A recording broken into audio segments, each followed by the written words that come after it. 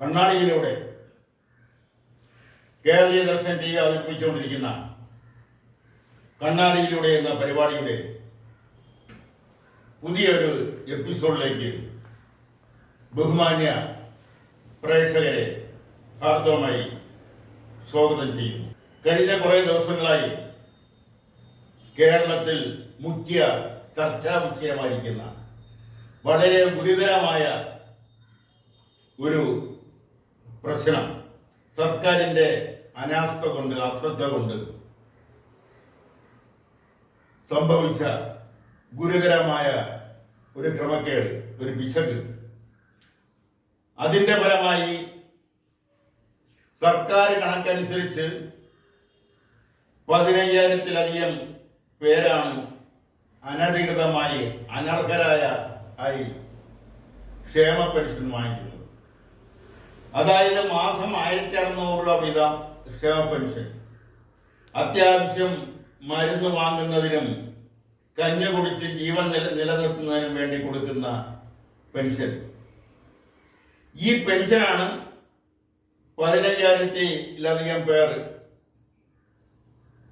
അനധികൃതമായി അല്ലെങ്കിൽ അനർഹരാണ് ഈ പെൻഷൻ വാങ്ങുന്നതെന്ന് കണ്ടെത്തിയിരിക്കുന്നത്. ഇത് ആദ്യ ലിസ്റ്റാണ്. ശരിക്കുമുള്ള ലിസ്റ്റ് വരുമ്പോൾ അത് 20,000-ഓ അതിലധികമോ വരാനാണ് സാധ്യത. ഇപ്പൊ ഇത്രയധികം അർഹതയില്ലാത്തവർക്ക് എത്രയോ വർഷമായി അല്ലെങ്കിൽ എത്രയോ മാസമായി ക്ഷേമ പെൻഷൻ ലഭിച്ചുകൊണ്ടിരിക്കുന്നു, വാങ്ങിക്കൊണ്ടിരിക്കുകയാണ്. ഇതിന്റെ തകരാറ് സംഭവിച്ചത് എവിടെയാണ്? ഇതെല്ലാം കൃത്യമായി അന്വേഷിച്ച് റിപ്പോർട്ട് ചെയ്യേണ്ട തദ്ദേശീയ സ്വയംഭരണ സ്ഥാപനങ്ങൾ, അതിന്റെ ഏറ്റവും അടിസ്ഥാന ശില എന്ന് പറയുന്ന ഗ്രാമപഞ്ചായത്ത്, ആ ഗ്രാമപഞ്ചായത്താണ് വളരെ കുറ്റകരമായ വിലോപം നടത്തിയിരിക്കുന്നത്. അതുകൊണ്ടാണ് ഇത്രയധികം അനധികൃതമായി അല്ലെങ്കിൽ അനർഹർക്ക് പെൻഷൻ ലഭിക്കുന്നത്. പുറത്തു വന്ന റിപ്പോർട്ട് അനുസരിച്ചാണെങ്കിൽ BMW കാറിന്റെ ഉടമസ്ഥൻ വരെ 1,600 രൂപ ക്ഷേമ പെൻഷൻ വാങ്ങിക്കൊണ്ടിരിക്കുന്നു. ക്ഷേമ പെൻഷൻ പല വിധത്തിലാണ് ലഭിക്കുന്നത്. ഒന്ന് 60 വയസ്സ് കഴിഞ്ഞവർക്ക്, മറ്റൊന്ന് വികലാംഗർക്ക്, മറ്റൊന്ന് മാരകമായ രോഗം ചികിത്സിച്ച് ഭേദമാക്കാൻ കഴിയാത്ത രോഗങ്ങൾ, ക്യാൻസർ പോലുള്ള രോഗങ്ങൾ ബാധിച്ചവർക്ക്, ഭിന്നശേഷിക്കാർക്ക്, അംഗർക്ക്, ഇതുപോലുള്ള വിധവകൾക്ക്, ഇതുപോലുള്ള ചില ആൾക്കാർക്കാണ് ഈ ക്ഷേമ പെൻഷൻ ലഭിക്കുന്നത്. അവരിലാണ് കിട്ടാൻ യോഗ്യതയില്ലാത്ത, ലഭിക്കാൻ യോഗ്യതയില്ലാത്ത അയോഗ്യരായ ചിലർ കടന്നു കയറിയിരിക്കുന്നത്. അതിൽ സർക്കാർ ഉദ്യോഗസ്ഥരുണ്ട്. സർക്കാർ ഉദ്യോഗസ്ഥരെ എത്രയോ നാളായി ക്ഷേമ പെൻഷൻ വാങ്ങുന്നു. ഒരാളിന് ഏതെങ്കിലും പെൻഷൻ ലഭിക്കുന്നുണ്ടെങ്കിൽ അവർ ക്ഷേമ പെൻഷന് അർഹരല്ല എന്ന് സർക്കാർ ഉത്തരവ് നിലവിലിരിക്കുകയാണ്. സർക്കാരിന്റെ ശമ്പളം വാങ്ങുന്ന സർക്കാർ ഉദ്യോഗസ്ഥർ ക്ഷേമ പെൻഷൻ വാങ്ങിക്കൊണ്ടിരിക്കുന്നത്. അതിൽ ബഹുഭൂരിപക്ഷവും വികലാംഗരാണ്. വികലാംഗരെ കുറിച്ച് പറയുമ്പോൾ അവരെ അധിക്ഷേപിക്കുകയാണെന്ന് ധരിക്കരുത്. പൊതുവെ വികലാംഗരുടെ ഒരു പൊതു സ്വഭാവം എന്ന് പറയുന്നത് അവർക്ക് അവകാശപ്പെട്ട കാര്യങ്ങൾ അത് കൃത്യമായി വാങ്ങിച്ചെടുക്കുന്നതിൽ സമർത്ഥരാണ് അവർ. അതിൽ മറ്റാരെങ്കിലും, ഉദാഹരണമായി പറഞ്ഞാൽ, അവർക്ക് അനുവദിച്ചിരിക്കുന്ന സീറ്റുകൾ ബസ്സിലായാലും ട്രെയിനിലായാലും അവർക്ക് റിസർവ് ചെയ്തിട്ടുള്ള സീറ്റ് മറ്റാരെങ്കിലും കയറിയിരുന്നാൽ അത് ഒരു പ്രായം ചെന്ന ആളായാലും ഒരു അമ്മയും കുഞ്ഞുമായാലും അവരെ അവിടെ നിന്ന് എഴുന്നേൽപ്പിച്ചിട്ട് അവർക്ക് അവകാശപ്പെട്ട, വികലാംഗർക്ക് അവകാശപ്പെട്ട, അവർക്ക് റിസർവ് ചെയ്തിരിക്കുന്ന സീറ്റിൽ അവർ ഇരിക്കുന്ന പതിവ് സാധാരണയാണ്. അതുപോലുള്ള മറ്റ് അവകാശങ്ങൾ, അവർക്ക് ലഭിക്കേണ്ട അവകാശങ്ങൾ മറ്റാരെങ്കിലും യാദൃച്ഛികമായി എടുക്കുന്നുണ്ടെങ്കിൽ, ഇതുപോലുള്ള സംഭവങ്ങൾ, അവർക്ക് അനുവദിച്ച സീറ്റുകൾ എടുക്കുന്നുണ്ടെങ്കിൽ അതെല്ലാം അവർ സ്വന്തമായി അവർക്ക് അനുവദിച്ച സീറ്റുകൾ അവർ കൈവശപ്പെടുത്തുന്നത് സർവ്വസാധാരണമാണ്. അങ്ങനെയുള്ള വികാരാംഗരാണ് ഈ സർക്കാർ ഉദ്യോഗസ്ഥരുടെ ബഹുഭൂരിപക്ഷവും. പെൻഷൻ പറ്റുന്ന അല്ലെങ്കിൽ ക്ഷേമ പെൻഷൻ വാങ്ങുന്ന സർക്കാർ ജീവനക്കാർ ഉദ്യോഗസ്ഥരുടെ ബഹുഭൂരിപക്ഷവും വികലാംഗരാണ് എന്നാണ് പുറത്തു വന്നിരിക്കുന്ന കണക്ക്. ഇത് ഒരിക്കലും ഒരു വിധത്തിലും അംഗീകരിക്കാനാവില്ല. ഇത് വെച്ചു പൊളിപ്പിക്കാൻ കഴിയാത്ത ഒരു കുറ്റമാണ് ചെയ്തിരിക്കുന്നത്. കാരണം ക്ഷേമ പെൻഷൻ കൊടുക്കാൻ പലപ്പോഴും സർക്കാരിന് പണം തികയാതെ വരുന്നുണ്ട്. 9 കോടി രൂപയുണ്ടെങ്കിലേ ക്ഷേമ പെൻഷൻ, ഒരു മാസത്തെ ക്ഷേമ പെൻഷൻ കൊടുക്കാൻ കഴിയും. സാമ്പത്തിക പ്രതിസന്ധി നേരിടുന്ന സർക്കാരിന് പലപ്പോഴും ഈ ക്ഷേമ പെൻഷൻ കൃത്യമായി കൊടുക്കാൻ കഴിയാറില്ല. 5 6 തവണത്തെ കുടിശ്ശിക ഇപ്പോഴും നിലവിലുണ്ട്. ഇങ്ങനെ ഈ സാഹചര്യം നിലവിലിരിക്കുമ്പോഴാണ് ഈ അനർഹർ ക്ഷേമ പെൻഷൻ മാസങ്ങളായി, വർഷങ്ങളായി കൈപ്പറ്റിക്കൊണ്ടിരിക്കുന്നു. അങ്ങനെ കൈപ്പറ്റിയവരിൽ നിന്നും ആ തുക പലിശ സഹിതം തിരിച്ചു പിടിക്കുമെന്നാണ് സർക്കാർ പറയുന്നതാണ്. തിരിച്ചു പിടിച്ചതായിട്ട് അല്ലെങ്കിൽ തിരിച്ചു പിടിക്കുന്നതിനുള്ള നടപടികൾ സ്വീകരിച്ചതായിട്ട് അറിവില്ല. പലിശ സഹിതം തിരിച്ചു പിടിക്കുമെന്ന് പറയുമ്പോൾ മിതപ്പലിശ മാത്രമേ തിരിച്ചു പിടിക്കാൻ കഴിയൂ. മിതപ്പലിശ റേറ്റിൽ മാത്രമേ തിരിച്ചു പിടിക്കാൻ കഴിയൂ. പക്ഷെ ഇതിലെല്ലാം ബോധപൂർവമായി അവർ ചെയ്തിട്ടുള്ള കുറ്റം, ആ കുറ്റത്തിനെതിരെ നടപടിയുടെ നിസ്സാരമായ കാര്യങ്ങൾക്ക് പോലും നടപടിയെടുക്കുന്ന സർക്കാർ അവരുടെ പേര് വിവരങ്ങൾ എന്തുകൊണ്ട് പുറത്തുവിടുന്നില്ല എന്ന് പലരും ചോദിച്ചിരുന്നു. പ്രതിപക്ഷ നേതാവടക്കം ചോദിച്ചിരിക്കുന്നു, എന്തുകൊണ്ട് അവരുടെ പേര് വിവരം പുറത്തുവിടുന്നില്ല? നിസ്സാരമായ കുറ്റം ചെയ്തവരുടെ പേര് വിവരം മാത്രമല്ല, അവരുടെ ഫോട്ടോ സഹിതം മേൽവിലാസങ്ങൾ പുറത്തുവിടുന്ന സർക്കാരിന്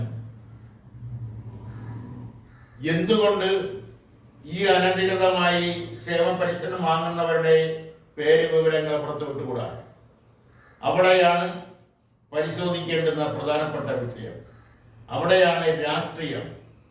ഈ ക്ഷേമ പെൻഷൻ വാങ്ങുന്ന വികലാംഗர்கள் അല്ലെങ്കിൽ സർക്കാർ ഉദ്യോഗസ്ഥരിൽ ബഹുഭൂരിപക്ഷവും NGO യൂണിയനിൽപ്പെട്ടവരായിരിക്കും. NGO യൂണിയൻ എന്ന് പറയുന്നത് കേരളത്തിലെ ഏറ്റവും വലിയ സർക്കാർ ജീവനക്കാരുടെ സംഘടനയാണ്. ഇടതുപക്ഷ ആഭിമുഖ്യമുള്ള, പ്രത്യേകിച്ചും സർക്കാരിനോട് കൂറുപുലർത്തുന്ന ഒരു സർവീസ് സംഘടനയാണ് NGO യൂണിയൻ.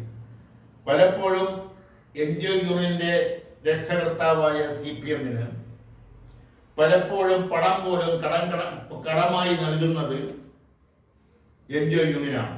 തിരഞ്ഞെടുപ്പ് വരുമ്പോഴും അതുപോലുള്ള മറ്റു ചില കാര്യങ്ങൾക്കുമായി NGO യൂണിയൻ സംഭാവന അവരുടെ രക്ഷകർത്താവായ CPM-ന് നൽകാറുണ്ട്. കൂടാതെ സംഭാവന കൂടാതെ കടമായും നൽകാറുണ്ട്. അതുകൊണ്ടെല്ലാം ആവാം അവരുടെ പേര് വിവരങ്ങൾ പുറത്തുവിടാൻ സർക്കാർ മടിച്ചു നിൽക്കുന്നത്. അത് ശരിയല്ല. കുറ്റം ചെയ്തവരാരായാലും അവരെ ജനങ്ങൾ തിരിച്ചറിയണം. അവരുടെ പേര് വിവരങ്ങൾ പുറത്തുവിടുക എന്നുള്ളത് ഒരു ജനകീയ സർക്കാരിന്റെ കർത്തവ്യമാണ്, ഉത്തരവാദിത്തമാണ് എന്ന് മാത്രമേ അതിനെക്കുറിച്ച് ഈ അവസരത്തിൽ പറയാനുള്ളൂ. അതുപോലെ തന്നെയാണ് മറ്റൊരു സംഭവം, ആശ്രിത നിയമനം. KK രാമേന്ദ്രൻ നായർ എന്ന MLA-യുടെ മകന് ആശ്രിത നിയമനം നൽകിയത് നിലവിലുള്ള ചട്ടപ്രകാരമല്ല. നിലവിലുള്ള ചട്ടങ്ങൾക്ക് വിരുദ്ധമായിട്ടാണ് ഈ MLA മകന് ജോലി നൽകിയത്. ആ ജോലി എന്ന് പറയുന്നത് ക്ലാസ് 4 ജോലിയല്ല, എഞ്ചിനീയർ, ഗസറ്റഡ് റാങ്കുള്ള എഞ്ചിനീയർ ജോലിയാണ് നൽകിയിരിക്കുന്നത്. അതിനുള്ള വിദ്യാഭ്യാസ യോഗ്യത അദ്ദേഹത്തിന് ഉണ്ടായിരിക്കാം. പക്ഷെ ആ നിയമനം നടത്തിയത് ചട്ടവിരുദ്ധമായിട്ടാണ് കണ്ടെത്തിയിരിക്കുന്നത്. അങ്ങനെയുള്ള കണ്ടെത്തലിന്റെ പരമായിട്ടാണ് ആ നിയമനം ഹൈക്കോടതി റദ്ദാക്കിയത്. അതിനെതിരെ സർക്കാർ സുപ്രീം കോടതിയിൽ അപ്പീൽ പോയി. ആ അപ്പീൽ സുപ്രീം കോടതി തള്ളിയിരിക്കുന്നു. ഹൈക്കോടതി വിധി അംഗീകരിച്ചുകൊണ്ട് ശരിവെച്ചുകൊണ്ടാണ് സംസ്ഥാന സർക്കാർ സുപ്രീം കോടതിയിൽ കൊടുത്ത അപ്പീൽ തള്ളിയിരിക്കുന്നത്. ഈ സുപ്രീം കോടതിയിൽ ഈ അപ്പീൽ കൊടുക്കുന്നതിനും ആ കേസ് നടത്തുന്നതിനും വേണ്ടി വക്കീൽ ഫീസ് അടക്കം എത്ര ലക്ഷം രൂപയായിരിക്കും സർക്കാരിന് ചിലവായിട്ടുള്ളത്. ഇതൊരു പുതുമയുള്ള കാര്യമല്ല. സംസ്ഥാന സർക്കാർ പലപ്പോഴും സർക്കാരിന്റെ അന്തസ്സാണെന്ന് ധരിച്ച് അത് നിലനിർത്തുന്നതിന് വേണ്ടി സുപ്രീം കോടതിയിലും ഹൈക്കോടതിയിലുമൊക്കെ കേസ് കൊടുത്ത് ആ കേസ് നടത്തിപ്പിന് വേണ്ടി ലക്ഷങ്ങൾ കോടികൾ ചിലവാക്കിയ ചരിത്രം കേരള സർക്കാരിനുണ്ട്. അത് ഏത് സർക്കാരായാലും, ഇടതുപക്ഷ സർക്കാർ ഭരിച്ചുകൊണ്ടിരിക്കുമ്പോഴും അതിനു മുമ്പ് കോൺഗ്രസിന്റെ നേതൃത്വത്തിലുള്ള സർക്കാർ ഭരിച്ചുകൊണ്ടിരിക്കുമ്പോഴും ഇതുപോലുള്ള ചില ദുരഭിമാനങ്ങൾ നിലനിർത്തുന്നതിന് വേണ്ടി ലക്ഷക്കണക്കിന് കോടിക്കണക്കിന് രൂപ ചിലവാക്കിക്കൊണ്ട് കേസുകൾ നടത്തിയ ചരിത്രം കേരളത്തിനുണ്ട്. ഈ ദുരഭിമാനം കൊണ്ട് വളരെ ദാരിദ്ര്യം അനുഭവിക്കുന്ന അല്ലെങ്കിൽ നിത്യവൃത്തിക്ക് പോലും ചിലവാക്കാൻ സർക്കാരിന്റെ കയ്യിൽ സാമ്പത്തികമായി ഞെരുക്കം അനുഭവപ്പെടുന്ന സാഹചര്യത്തിൽ ആണ് ഇത്തരം ദുരഭിമാനം നിലനിർത്തുന്നതിന് വേണ്ടി കേസിന് വേണ്ടി ലക്ഷക്കണക്കിന് കോടിക്കണക്കിന് രൂപ സംസ്ഥാന സർക്കാർ ചിലവാക്കിയിട്ടുള്ളത്. അതും ഒരു നല്ല പ്രവൃത്തിയാണെന്ന് തോന്നുന്നില്ല. അതുപോലെ തന്നെ മറ്റൊരു പ്രശ്നം ഇപ്പോൾ തന്നെ വളരെ ചർച്ചാ വിഷയമായിരിക്കുന്ന രാഷ്ട്രീയ മാനം കൽപ്പിച്ചു നൽകിയിരിക്കുന്ന മുനമ്പം പ്രശ്നം. മുനമ്പം എന്ന പ്രദേശത്തെ അവിടെ താമസിക്കുന്നവരെ ഇറക്കി വിടുന്ന സാഹചര്യത്തിലേക്ക് എത്തിയിരിക്കുന്നു. അവരെ വിടില്ല എന്ന് സർക്കാർ ആവർത്തിച്ച് പറയുമ്പോഴും അവർ താമസിക്കുന്ന ഭൂമി വഖഫ് ബോർഡിൻ്റെതാണെന്ന് വഖഫ് ബോർഡ് അവകാശപ്പെടുമ്പോൾ ആ വഖഫ് ബോർഡിന് ഭേദഗതി വരുത്തിക്കൊണ്ടുള്ള ഒരു നിയമമാണ് കേന്ദ്ര സർക്കാർ ലോകസഭയിൽ അവതരിപ്പിച്ച് പാസാക്കാൻ പോകുന്നത്. അതിനെതിരെ സംസ്ഥാന സർക്കാർ പ്രമേയം പാസാക്കിയിരിക്കുന്നു. ആ പ്രമേയം പാസാക്കിയത് ഭരണകക്ഷി MLA-മാരുടെ മാത്രം പിന്തുണ കൊണ്ടല്ല. ആ പ്രമേയത്തിന് പ്രതിപക്ഷ MLA-മാരും അനുകൂലിച്ചു. അങ്ങനെ ഒരു സംഭവം കേരളത്തിലുണ്ടായിരിക്കുന്നു. അപ്പോൾ ഈ വഖഫ് ഭൂമി എന്ന് വഖഫ് ബോർഡ് അവകാശപ്പെടുന്ന മുനമ്പത്തെ ഭൂമി, ആ ഭൂമിയിൽ താമസിക്കുന്നവരെ ഇറക്കി വിടുന്ന സാഹചര്യം ഉണ്ടാകുന്നതിനെതിരെ അവിടെ ആ പ്രദേശവാസികൾ സമരം ചെയ്യുന്നു. ആ സമരം ചെയ്യുന്നത് സംസ്ഥാന സർക്കാരിനെതിരായിട്ടാണോ കേന്ദ്ര സർക്കാരിനെതിരായിട്ടാണോ എന്ന കാര്യത്തിൽ വ്യക്തതയില്ല. ആ വ്യക്തത വരുത്തുക എന്നുള്ളത് സമരം ചെയ്യുന്നവർക്ക് അവരുടെ കർത്തവ്യമാണ്, അല്ലെങ്കിൽ സമരത്തിന് നേതൃത്വം കൊടുക്കുന്ന അവരുടെ ഉത്തരവാദിത്തമാണ്. അതവർ വെളിപ്പെടുത്തുക എന്നുള്ളത് അതറിയാൻ ആ വ്യക്തത വരുത്തണമെന്നാണ് അക്കാര്യത്തിൽ പറയാനുള്ളത്. മറ്റൊന്നുള്ള ഒരു പ്രധാനപ്പെട്ട സംഭവം എന്ന് പറയുന്നത് ട്രിവാൻഡ്രം ക്ലബ്ബ് തിരിച്ച് സർക്കാർ ഏറ്റെടുക്കാൻ പോകുന്നു. ആ ഉത്തരവ് ഇറങ്ങിക്കഴിഞ്ഞു. ഈ ട്രിവാൻഡ്രം ക്ലബ്ബ് എന്ന് പറയുമ്പോൾ തിരുവനന്തപുരത്തുകാർക്ക് മാത്രമേ അത് മനസ്സിലാവൂ. അതും സാധാരണക്കാർക്ക് അത് മനസ്സിലാവാൻ സാധ്യതയുള്ള കുറവാണ്. ട്രിവാൻഡ്രം ക്ലബ് എന്ന് കേട്ടിട്ടുള്ളതല്ലാണ്ട് അതുമായി ബന്ധപ്പെട്ട കാര്യങ്ങളെ കുറിച്ചൊന്നും സാധാരണക്കാർക്ക് അറിയില്ല. 1900 ആണ്ടിൽ 1900-ന്റെ മധ്യഘട്ടത്തിൽ യൂറോപ്യൻ ക്ലബ്ബ് എന്ന പേരിൽ തിരുവനന്തപുരം നഗരത്തിലെ ചില പ്രമാണിമാർ, ആ പ്രമാണിമാരിൽ സമുദായ നേതാക്കളുണ്ട്, മത നേതാക്കളുണ്ട്, കോൺട്രാക്ട് കരാറുകാരുണ്ട്, വൻ വ്യവസായികളുണ്ട്, വൻ ബിസിനസ്സുകാരുണ്ട്, രാഷ്ട്രീയ പ്രസ്ഥാനങ്ങളുടെ പ്രമുഖ നേതാക്കളുണ്ട്. അങ്ങനെയുള്ളവരെല്ലാം കൂടി ചേർന്നാണ് യൂറോപ്യൻ ക്ലബ് എന്ന പേരിൽ ഒരു ക്ലബ്ബ് രൂപീകരിച്ചത്. ആ ക്ലബ്ബ് പിൽക്കാലത്ത് ആ ക്ലബ്ബാണ് ഇന്ത്യക്ക് സ്വാതന്ത്ര്യം ലഭിച്ചതോടെ യൂറോപ്യനോടുള്ള താല്പര്യം കുറഞ്ഞു എന്ന് വരുത്തി തീർക്കുന്നതിന് വേണ്ടി യൂറോപ്യൻ ക്ലബിന്റെ പേര് മാറ്റി ട്രിവാൻഡ്രം ക്ലബ് എന്നാക്കിയത്. ആ ട്രിവാൻഡ്രം ക്ലബിലെ അംഗങ്ങൾ എന്ന് പറയുന്നത് ആരും മോശക്കാരല്ല. പ്രമുഖ കരാറുകാര്, ഉയർന്ന ഉദ്യോഗ IAS, IPS, IFS റാങ്കിലുള്ള IRS റാങ്കിലുള്ള ഉയർന്ന ഉദ്യോഗസ്ഥ പ്രമാണിമാരെന്ന് പറയുന്നതിൽ തെറ്റില്ല. വൻകിട ബിസിനസ്സുകാർ, വൻകിട രാഷ്ട്രീയക്കാര്, ഫ്യൂഡലിസത്തിന്റെ അവശിഷ്ടം തലയിൽ ചുമന്നുകൊണ്ട് നടക്കുന്ന പ്രമുഖര് ഒക്കെയാണ് ട്രിവാൻഡ്രം ക്ലബിലെ അംഗങ്ങൾ. ആ ട്രിവാൻഡ്രം ക്ലബാണ് ഇപ്പോൾ തിരിച്ച് പിടിക്കാൻ സർക്കാർ ഉത്തരവ് ഇറക്കിയിരിക്കുന്നത്. ഇതിനുമ്പ് പലപ്പോഴും ഇത് തിരിച്ചു പിടിക്കുന്നതിനുള്ള ഉത്തരവ് ഇറക്കിയെങ്കിലും അതിനെതിരെ കോടതിയിൽ പോവുകയും നിലവിൽ ട്രിവാൻഡ്രം ക്ലബിന് അനുകൂലമായ, നിലവിലുള്ള ഭരണസമിതിക്ക് അനുകൂലമായ വിധികൾ വാങ്ങിയ ചരിത്രമൊക്കെ ട്രിവാൻഡ്രം ക്ലബിനുണ്ട്. ട്രിവാൻഡ്രം ക്ലബ്ബ് തിരുവനന്തപുരത്തിന്റെ ഹൃദയഭാഗത്താണ്. വഴുതക്കാട് എന്ന് പറയുന്ന സ്ഥലത്താണ് ട്രിവാൻഡ്രം ക്ലബ്ബ് സ്ഥിതി ചെയ്യുന്നത്. അവർക്ക് ബാർ ലൈസൻസ് ഉണ്ട്. അവിടുത്തെ അംഗങ്ങൾക്ക് അവിടെ നിന്ന് മദ്യം ലഭിക്കും. അതുപോലെ തന്നെ അതിനോട് ചേർന്നുള്ള മറ്റൊരു ക്ലബും കൂടെയുണ്ട്, ശ്രീമൂലം ക്ലബ്ബ്. അവിടെയും ബാർ ലൈസൻസ് ഉണ്ട്. അവർക്കും അവിടെ ഉള്ളവർക്ക് അവിടെ മദ്യം ലഭിക്കും. അതോടൊപ്പം തന്നെ അവിടുത്തെ അംഗങ്ങളുടെ ഗസ്റ്റ് എന്ന നിലയിൽ ഗസ്റ്റ് ഫീസ് അടച്ചുകൊണ്ട് അവിടെ മദ്യം കഴിക്കാൻ പോകുന്നവരുണ്ട്. മുമ്പെല്ലാം ഗസ്റ്റ് ഫീസ് 10 രൂപ 20 രൂപയായിരുന്നുവെങ്കിൽ ഇന്നത് 100 രൂപയായിട്ട് ഉയർത്തിയിട്ടുണ്ട് എന്ന് മാത്രം. അതുപോലെ തന്നെ സെക്രട്ടേറിയറ്റിനോട് ചേർന്ന് സെക്രട്ടേറിയറ്റിന്റെ പ്രവേശത്ത് മറ്റൊരു ക്ലബുണ്ട്, മന്നം ക്ലബ്ബ്.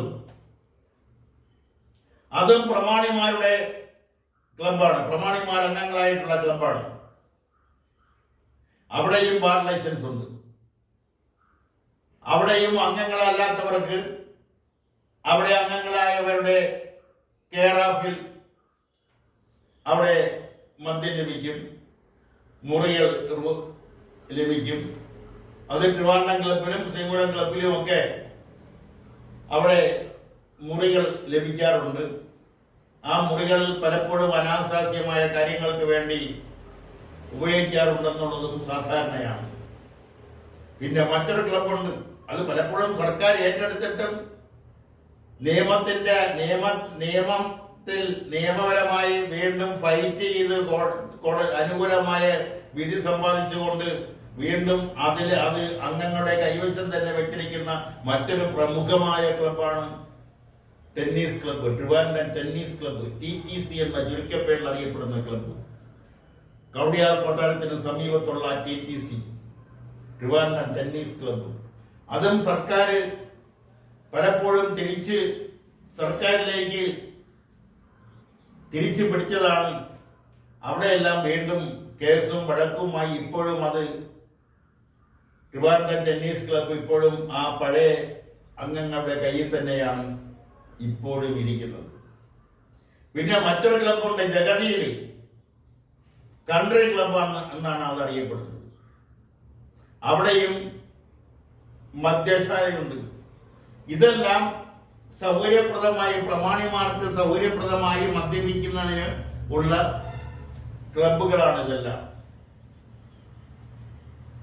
ഇതെല്ലാം ഈ ക്ലബുകളുടെ എല്ലാം കാലാവധി പാട്ടക്കാലാവധി കഴിഞ്ഞതാണ്.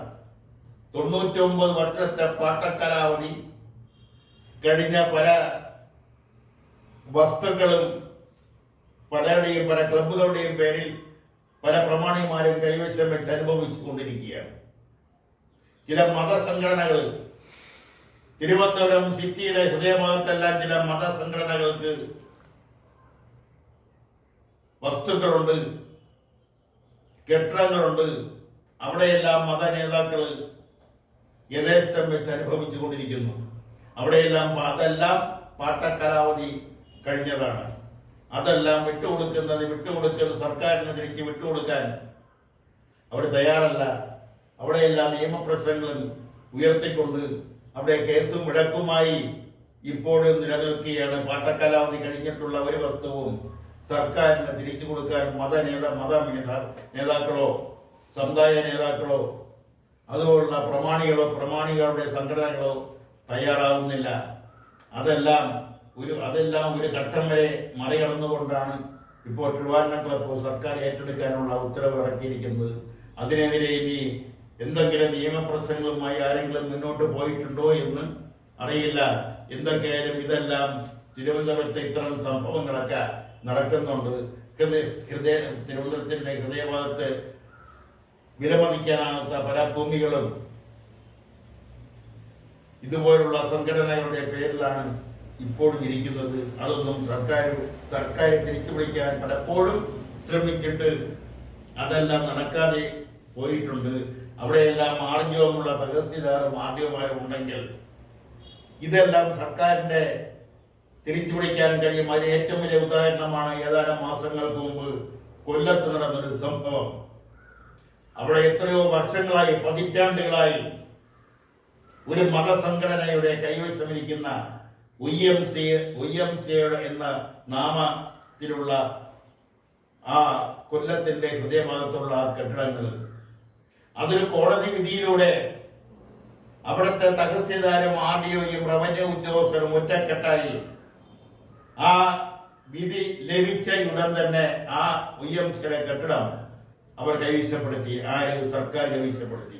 സർക്കാരിന് വേണ്ടി ആരുടെയും തഹസീൽദാരും മറ്റ് റവന്യൂ ഉദ്യോഗസ്ഥരും ചേർന്ന് കൈവശപ്പെടുത്തി. അത് പിന്നെ മത നേതാക്കൾക്ക് തിരിച്ചു പിടിക്കാൻ കഴിഞ്ഞിട്ടില്ല എന്ന വസ്തുതയും നമ്മുടെ മുന്നിലുണ്ട്. അങ്ങനെ ആർജവമുള്ള ഏതെങ്കിലും തഹസീൽദാരും RDOയും ഉണ്ടായിരുന്നുവെങ്കിൽ ഇന്ന് മത നേതാക്കളുടെ പ്രമാണിമാരുടെ സംഘടനകളുടെ കൈവശമിരിക്കുന്ന ഈ വിലമതിക്കാനാവാത്ത സ്വത്തുക്കളെല്ലാം സർക്കാരിന്റെ കൈവശം വന്നു ചേരുമായിരുന്നു.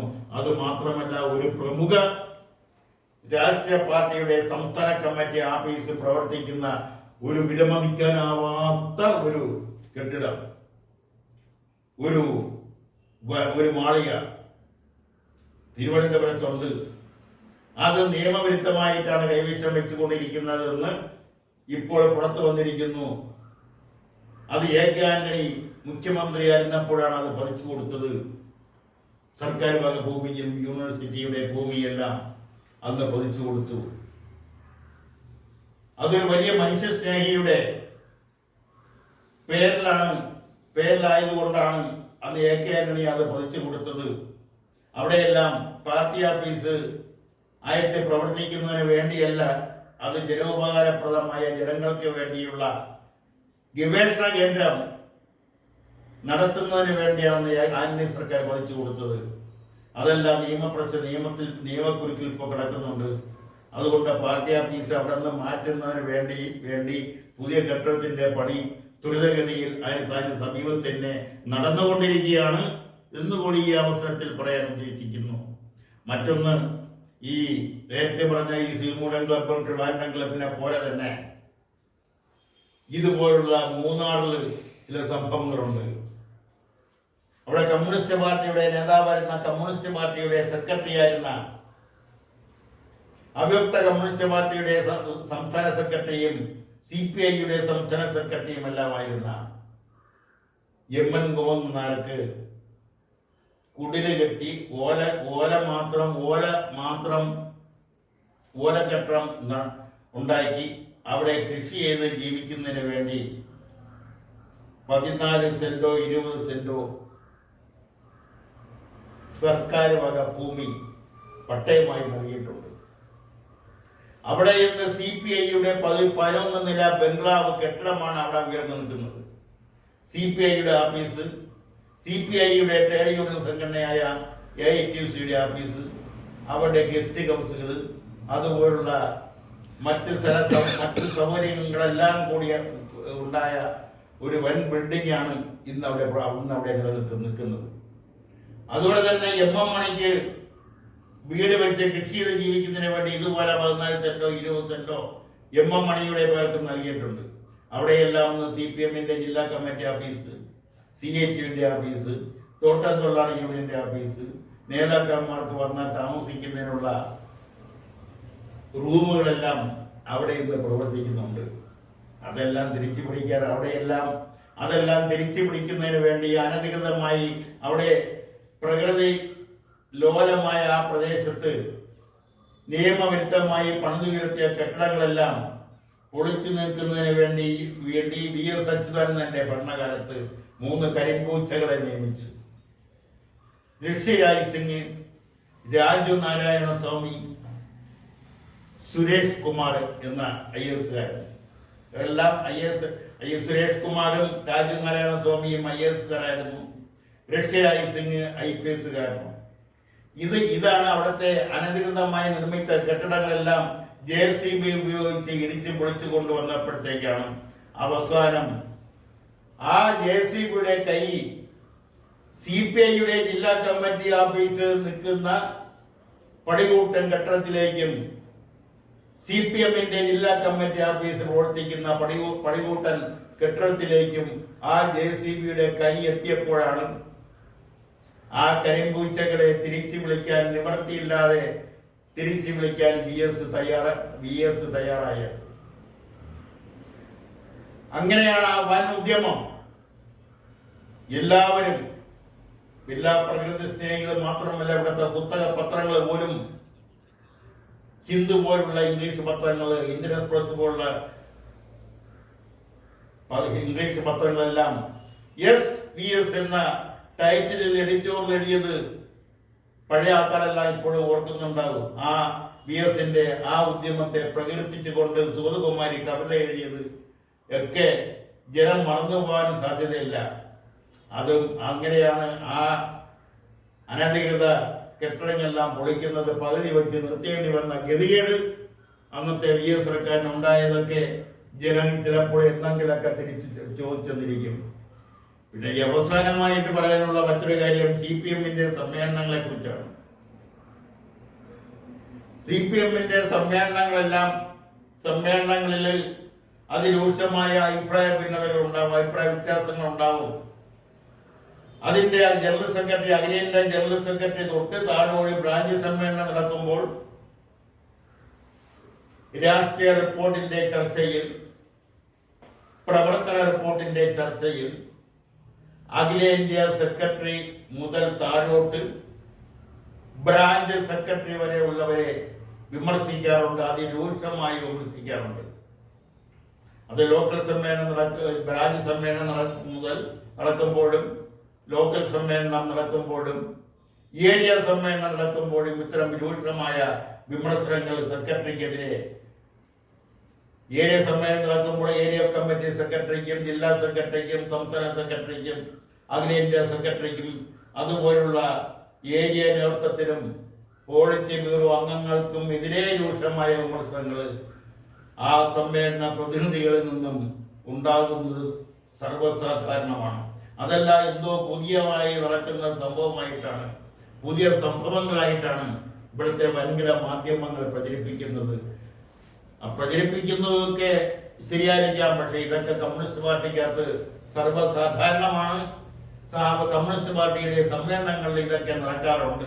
എങ്കിൽ തന്നെയും അവിടെ സീസറുടെ അല്ലെങ്കിൽ അവിടെ എന്തൊക്കെയോ ചീഞ്ഞ് നാറുന്നില്ലേ എന്ന് ആരെങ്കിലും ചോദിച്ചാൽ ഉത്തരമല്ല, ഉത്തരം പറയാനില്ല, ഉത്തരം പറയുന്നില്ല എന്ന് ആവർത്തിച്ച് പറഞ്ഞുകൊണ്ട് ഇന്നത്തെ കണ്ണാടിയിലൂടെ എന്ന പരിപാടിയുടെ പൂർത്തിയാക്കുകയാണ്. നന്ദി, നമസ്കാരം.